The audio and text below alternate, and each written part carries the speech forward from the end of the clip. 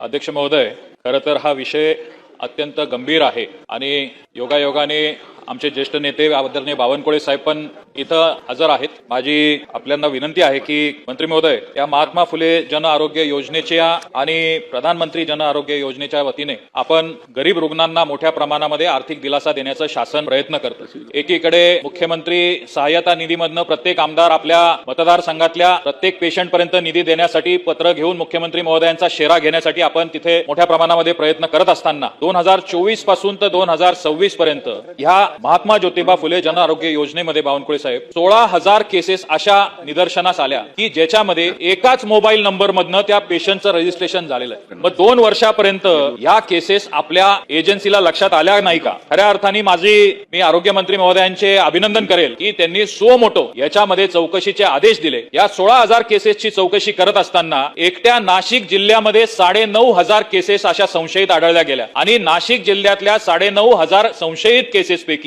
तब्बल 8,500 केसेस केवळ 5 हॉस्पिटलमध्ये आढळल्या गेल्या आणि याची एप्रिल पासून चौकशी करत असताना अचानकपणे एप्रिल पासून आजपर्यंत त्याचा अहवाल प्राप्त न होणे, याचे आपले सीओ ज्या दिवशी नाशिकमध्ये ह्या चौकशीसाठी गेले त्याच्या दुसऱ्या दिवशीपासून हे पोर्टलच बंद पडलं। आपल्या या जन आरोग्य योजनेच्या ऑफिस मधनं सांगण्यात येतं की याचा सर्व डेटा आम्हाला मिळत नाहीये। म्हणजे एकीकडे मोठ्या प्रमाणामध्ये याच्यामध्ये शेकडो कोटी रुपयाचा गैरव्यवहार झालेला असताना आज शासनाकडनं हे सांगण्यात येतं की आम्हाला याची माहितीच मिळत नाहीये। माझे 4-5 याच्यासाठी स्पेसिफिक प्रश्न आहेत आपल्या आरोग्य मंत्री महोदयांना की 4 महिन्यापासून एप्रिल पासून चौकशी चालू असताना याच्या चौकशीमध्ये आतापर्यंत आपल्याला काय प्राप्त झालेलं आहे? आपण उत्तरामध्ये दिलं की ह्या 5 हॉस्पिटलचे आपण परवाने रद्द केलेले आहेत, त्याचं अफिलिएशन रद्द केलंय, पण त्यांच्या नावं त्यांच्यावर FIR झालेली आहे। पण हा इकॉनॉमिक ऑफेन्सेस मध्ये जायला पाहिजे कारण हा इकॉनॉमिक गुन्हा आहे। तर इकॉनॉमिक ऑफेन्सेस मध्ये पण आपण गुन्हा रजिस्टर करणार आहोत का? मला आपल्याला खऱ्या अर्थाने सांगायला अतिशयोक्त होईल, पण आरोग्य मंत्री महोदय, आपण जेवढ्या मोठ्या गाड्या आणि ताफा घेऊन जात नसाल तर ज्या संबंधित हे गुन्हे 1-2 आरोग्य मित्रांनी केलेले आज त्यांचा ताफा तुमच्या ताफ्यापेक्षा मोठा ताफा घेऊन ही मंडळी जर समाजामध्ये फिरते आहे तर यंत्रणेवर यांचा किती दबाव आहे, यंत्रणेला यांचा काय मेसेज जातो हा पण आपण कुठेतरी समाजामध्ये बघितला गेला पाहिजे। आणि आपण ह्या संबंधित डेटा जो डिलीट करण्यात आलेला आहे, आपला IT सेल, आपली CO हे यांच्यावर आपण चौकशा करणार आहात का आणि शासनाने आतापर्यंत याच्यावर काय कारवाई केलेली आहे याचे उत्तर आपण मला द्याल, आपल्याकडनं ही अपेक्षा आहे। आणि याच्यावर तात्काळ आपण या सर्व संबंधित यंत्रणेला बोलून बैठक घेऊन यांची चौकशी करणार आहात का? एवढे माझे स्पेसिफिक प्रश्न आहेत। सन्मान्य अध्यक्ष महोदय,